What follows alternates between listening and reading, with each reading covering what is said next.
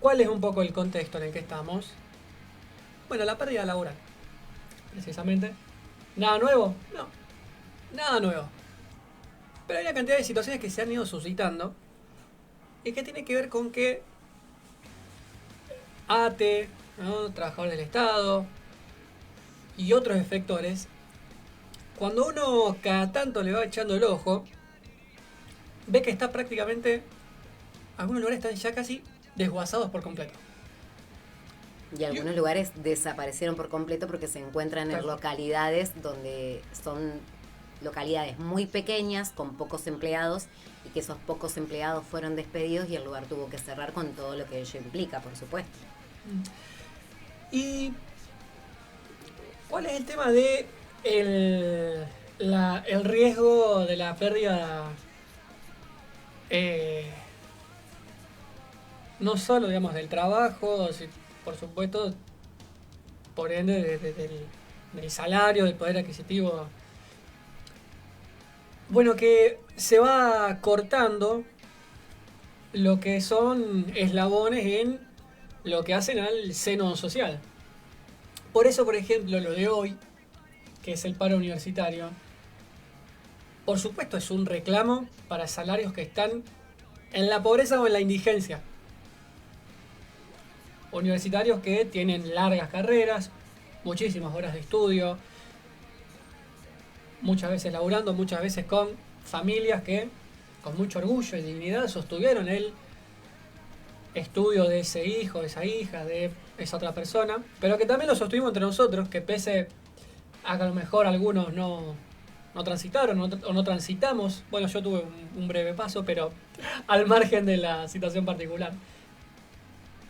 Es una educación pública, gratuita, de calidad, que la sostenemos entre todos. Y está bien que sea así. Lo que no tenemos que sostener entre todos es una bicicleta financiera que nos funde y nos obliga a pagar una deuda que nunca contrajimos. Eso sí no lo tenemos que sostener entre todos. Lo otro sí. Y acá viene cuál es el hecho de que la gente pierda el laburo y produzca menos y haya menos salarios. Desde ya que las necesidades básicas no están cubiertas. Por supuesto. En el sistema en el que estamos, no tener dinero implica no comer directamente. Después discutimos el rol del Estado. Pero también le decía, desaparecen eslabones sociales que conforman a ese núcleo, a esa cadena, a ese seno social. Una universidad que tienen el deseo de arancelarla o de decirle a sus docentes, les vamos a pagar tan poco que se van a tener que ir a laburar de otra cosa menos de lo que estuvieron estudiando más de 10 años. Bueno, es decir, es una sociedad que va camino a que el acceso a futuros derechos sea solamente para un pico de privilegiados. Para quienes están en el decil más alto. ¿Por qué? Porque va a estudiar medicina quien lo pueda pagar. Exacto. De la medicina, creo que todos vamos a un médico en algún momento de nuestra vida. Y así, con millones de ejemplos. Bueno, es una política que no solo desfinancia, sino que desarticula las distintas facetas sociales. Exacto. Y esto que mencionas tiene que ver con la tercera ola de despidos por parte del gobierno nacional al frente de Javier Milei. Se conoció esta semana la tercera ola de despidos y estos datos se conocieron precisamente después de que se publicaran los índices de pobreza y de indigencia en nuestro país, que aumentaron a niveles insólitos en muchísimo tiempo, y paralelamente al discurso de Javier Milei en Parque Lezama, donde él dijo que estamos en el mejor momento. Bueno, ya lo hemos hablado incansablemente acá, las cifras, los números que disfrazan, que inventan, que no se pueden justificar de ninguna manera, mientras la realidad muestra algo muy distinto, mientras la realidad lo que muestra es que cada vez más familias, más niños, más ancianos y más familias completas tienen que asistir a a comedores y a merenderos porque no llegan a fin de mes.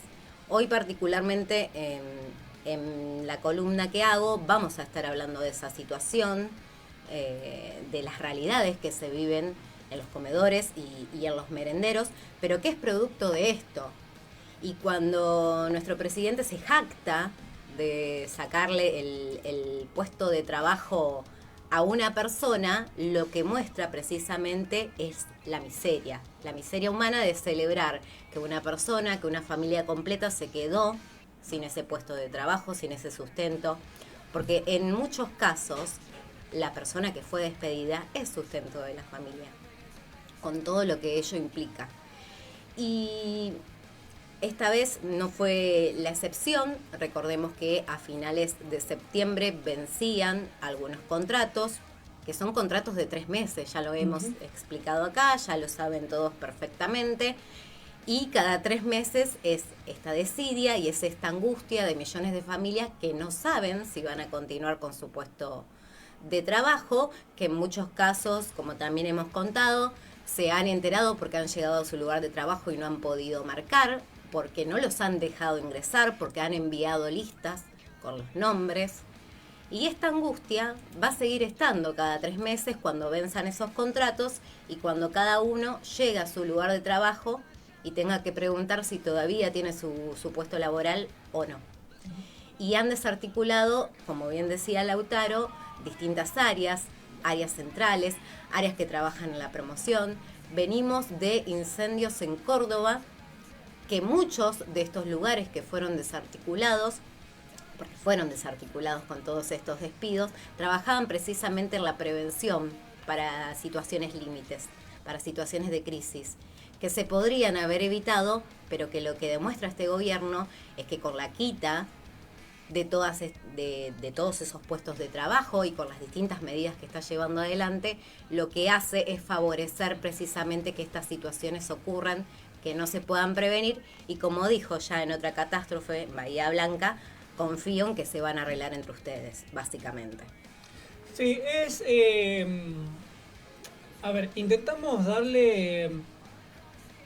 parar un poco la bocha, porque, a ver, si uno tiene que acostumbrarse a esto, simplemente son tantas a veces las informaciones cargadas de barbaridades que uno dice, bueno, a ver, un tipo que hace años, ¿no? Digo, el actual presidente, que hace años que venís escuchándolo, que insulta, que denigra, y que encima ahora es presidente, y es peor de cuando uno lo empezaba a escuchar en la tele, pretendiendo un debate o haciendo algún baile ridículo. Bueno, por supuesto que llega un punto le debe pasar digo, no debo decir nada nuevo, le debe pasar en sus casas sobre que estamos mal. Tener un presidente que todos los días te putea y celebra los despidos. Estimo que a cualquier persona llega un punto que su salud mental, y bueno, te agotás. Por eso intentamos frenar un poquito las cosas, decir, che, pese a que tal vez uno intenta que las cosas le resbalen o no reparar tanto, intentamos decir, a ver, toda esta cantidad de cosas que se dijeron son todas muy tremendas, y sin detenernos en el detalle de palabra por palabra de Adorni, de Milei o de quien fuera, de ese séquito, cada barbaridad también sigue escondiendo una intención o un plan de gobierno. Por eso, que el presidente haya estado a los gritos el día del presupuesto y no haya hecho otra cosa sino denigrar y en algún momento pelearse con el jefe de la bancada de Unión por la Patria, con el diputado Germán Martínez, y luego tener un Luis Caputo haciendo streamings, otra vez la guerra contra el kirchnerismo, un Milei que confirma el veto, un Manuel Adorni que es constantemente provocativo, y un espacio que se le habilita a Patricia Bullrich para decir, vamos a ir comprando el equipamiento más sofisticado y el más caro del mercado, y uno puede decir, bueno, van a ir a comprar armamento, equipamiento que se puede destinar a otras cosas. Por ejemplo. Pero bueno, allá por donde cada uno quiera justificar el déficit fiscal. Por estas cuestiones, y porque si uno retoma esos datos que vos bien mencionabas, Noé, justo quería buscarlo porque en algún momento lo habíamos mencionado. Desde el monitoreo que hacen del monitoreo de desempleo, ya la Asociación de Trabajadores del Estado había dado que para fines de marzo 11.713 estatales habían sido despedidos. En julio aumentó casi a 31.000 y indicaban que era muy probable que se cumplieran los 70.000 despidos que el presidente festejó. Y dijo, vamos a llegar a 70.000 despedidos. Bueno, uno es difícil que pueda congraciarse o celebrar el despido de la persona que tenés al lado. Pero sobre todo porque, continúan siendo esas cuestiones que son centrales en lo que es la atención más básica. Otra de las cosas que se celebró en ese marco de tantas desregulaciones es la cuestión de los medicamentos y el genérico. Conocimos noticias, información por esta semana, que profesionales de la salud lo que alertaron es la salud mental, cómo se agrava la salud física y mental, ¿no? En los jubilados, en las jubiladas, sobre todo, ¿no? en las personas de mayores de edad. ¿Qué marcaban? Primero, o que comen o que compran medicamentos. Y el periodo que transitamos, señalaban estos profesionales de la salud, aumenta una angustia, pero que también se traduce en el consumo de ese medicamento. Bueno, ¿y por qué? Porque el jubilado va a comprar libremente, pero porque cuando va al médico le dicen, mira, pero el gobierno dijo esto. Entonces la medicina es libre y el jubilado que está desesperado va a comprar algo que no sabe cuál es el efecto que tiene. Y eso cómo repercute también en el físico. O sea, se comprende la situación, sumado a todo el nivel de angustia que en adultos mayores trae una repercusión mucho más rápida. Digo, las situaciones cotidianas son estas. Entonces, a veces cuando también, si uno conoce gente, que todos debemos conocer, que en la mala situación o en la vorágine tal vez dicen, bueno, no me interesa que lo despidan al de al lado o que sigan echando ñoquis del Estado. Bueno, hay que hacer el ejercicio de frenar un poco la bocha y decir, che, mirá, el jubilado elige entre comer o no comer, lo mandan a comprar medicamentos sin receta que no sabe cómo le va a afectar a su organismo y la está pasando mal, dicho por distintos profesionales de distintas aristas de la salud. Y en muchos casos dejan de comprar precisamente los medicamentos porque tienen que elegir la opción de comer. Y es comer o pagarse los medicamentos. En ese nivel estamos actualmente. Voy a mencionar algunos de los datos que se conocieron a raíz de estos últimos despidos. Por lo menos hasta el día jueves, 500 trabajadores del Estado fueron echados. Hasta allí 65.000 personas corrían el riesgo de perder su trabajo porque, como decíamos, los contratos vencían el 30 de septiembre. Y desde que Javier Milei es presidente, casi 31.000 estatales quedaron desempleados. La mayoría de las desvinculaciones que se dieron la semana pasada fueron en el Ministerio de Capital Humano y en la Secretaría de Derechos Humanos e incluyen áreas sensibles como las de emergencia o asistencia crítica, que es lo que mencionábamos recién, en lo que hacíamos hincapié, que son esas áreas precisamente encargadas de atender situaciones como los incendios que vimos en Córdoba, y además sufrieron despidos las oficinas de fiscalización de la Subsecretaría de Trabajo. Estos son algunos de los números. Recién mencionábamos el Ministerio de Capital Humano, que fue quien más despidos registró, con más de 200 despidos en las distintas subsecretarías. En lo que es desarrollo social, hoy al menos 80 trabajadores y trabajadoras afectados de áreas que tienen que ver con asistencia en situaciones de catástrofe, como comentábamos, y desde diciembre hasta hoy, Desarrollo Social tiene 1.600 trabajadores menos en un contexto de crisis económica creciente. Que, bueno, como decía Lautaro recién, quizás algunas personas celebran eso y hablan de ñoquis y dice que está bien que lo despiden, pero después, cuando van a esas áreas, cuando necesitan la ayuda de las personas que trabajan en esas áreas y van, por ejemplo, a una localidad chiquita, a un pueblo chiquito que tiene una sola dependencia y que en muchos de los casos tiene 1 o 2 trabajadores que fueron despedidos y que esa dependencia se tiene que cerrar, ahí realmente toman dimensión de lo que significa. Porque estamos hablando de personas que trabajan para ayudar a otras personas, de programas completos que son desarticulados porque no hay trabajadores al frente. Entonces, tenemos que esperar realmente a que eso suceda, a que afecte a uno particularmente para tomar dimensión de lo que implica que esas áreas se cierren, de lo que implica que todas esas personas se queden sin trabajo. Estamos realmente atravesando un momento de tanta individualidad, donde realmente es el sálvese quien pueda en muchos casos, y hay otros quienes no queremos que esto siga ocurriendo, quienes queremos que se tome dimensión de todo lo que se está atravesando, porque esto es una pequeña muestra. Van casi 10 meses del gobierno de Javier Milei.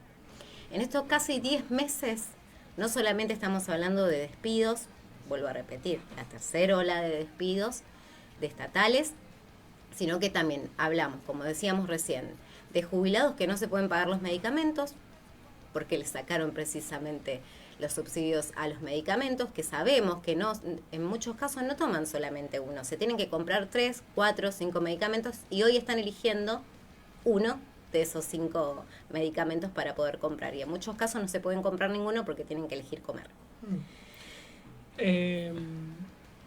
Bueno, volvemos a decirlo. Este programa, desde que arrancó, el objetivo principal, fundamental, es, por supuesto, lo que nos enseñan formalmente. Hay que informar, hay que analizar los datos en contexto, sí, pero la impronta es de que se la pone cada uno, se la pone cada programa. Este programa es para pensar juntos, para que nos cuenten cómo están del otro lado. Y en un momento en el cual el país se está rifando, porque se está rifando al mejor postor, ya en otro momento hablaremos del plano internacional, pero no se crean que los grandes contactos a nivel internacional son por algún sentido productivo. En un momento en el cual cualquier indicador de análisis social, socioeconómico duro que veamos es trágico, es tremendo, queremos volver a decir: no está solo del otro lado, ni nadie está solo, ni nadie se salva solo o sola. Por eso, escribinos que estás del otro lado, contanos cuál es la situación, o qué nos querés dejar, cuál es tu reflexión, o si simplemente querés saludar. ¿Por qué es eso? Sos vos, somos nosotros, somos todos los que en este contexto somos los que con nuestro laburo, con nuestro esfuerzo, con nuestra solidaridad construimos esa ciudad, ¿no?, donde quepan todos los mundos. Y cuando el mazazo es más duro, es también parte de una lógica perversa, política, económica, de no permitir pensar no permitir que puedas reflexionar, e inmediatamente viene el aparato represivo, otra vez con Patricia Bullrich a la cabeza. Por eso es importante la cuestión de poder divulgar este contenido, esta información, que es un granito entre tantos otros colegas que intentan hacer cosas muy buenas y muy nobles con la comunicación. Es también sentido, un objetivo de la gestión Milei, no permitir una información adecuada. Uh-huh. Volvemos a lo mismo, esto no es una guerra ni de likes ni de suscripciones, es salir adelante un poco entre todos. Uh-huh. Bueno. Y que se escuchen las voces, porque lo que quiere este gobierno precisamente es censurar a quien denuncia, censurar a quien opina distinto. Y bueno, esto también ya nos da un poquito el pie. Recién hablábamos de que también este programa tiene temas musicales que están seleccionados por algún motivo. Y si hablamos de la censura y del ataque del gobierno nacional, siempre se empecina con aquellos que marcan una diferencia, que denuncian lo que está ocurriendo. Ha atacado a periodistas. Bueno, la semana pasada hicimos un recorrido de lo que fue el informe de Periodistas Argentina, detallando cuál era el modo de actuar desde las cuentas oficiales para atacar y para censurar. Pero también el gobierno ha atacado a artistas, y entre esos artistas ha atacado muchísimo a Lali, incluso desde el inicio del mandato. La ha atacado sistemáticamente, los trolls del gobierno también han atacado, y yo decía hace un ratito, cuando se convierte el odio en arte, y eso es lo que hizo Lali esta semana. Se conoció su nuevo tema, Fanático, donde precisamente, bueno, habla de eso, de esos discursos de odio. Aparece ahí una persona caracterizando a Javier Milei, a Iñaki también. Bueno, ese me causó mucha gracia, debo decir, porque era más parecido. Claro, el Milei no era tan... Uno lo deduce por las patillas, por los gritos y la campera de cuero, pero no era tan parecido. Pero Iñaki era igual, chicos. Bueno, y a eso voy, digo, porque también, y es otra posibilidad, Lali lo encaró de esta manera y nunca se tiró para atrás. Siempre fue al frente, siempre contraatacó, siempre se defendió, pero también está la otra realidad, y también es una posibilidad. No juzgamos, digo, si una persona es constantemente atacada, y lo más probable es que esa misma persona se autocensure, que salga de las redes, que se calle, que no opine, también es posible. No lo vamos a juzgar porque cada uno lo vive de una manera distinta y hay que estar en esa situación, por supuesto. Pero lo que hizo Lali precisamente es contraatacar ese odio con su música, con su arte, con un presidente que vive diciendo que Lali vive del Estado. Bueno, Lali hace un montón de años que viene trabajando en la música, y que siempre se la ha bancado sola, no necesita del Estado. Así que bueno, queremos compartir con todos ustedes. Ya lo conté, ya la canté y la bailé toda la semana, así que ahora los invitamos a ustedes a que canten este tema y lo bailen del otro lado.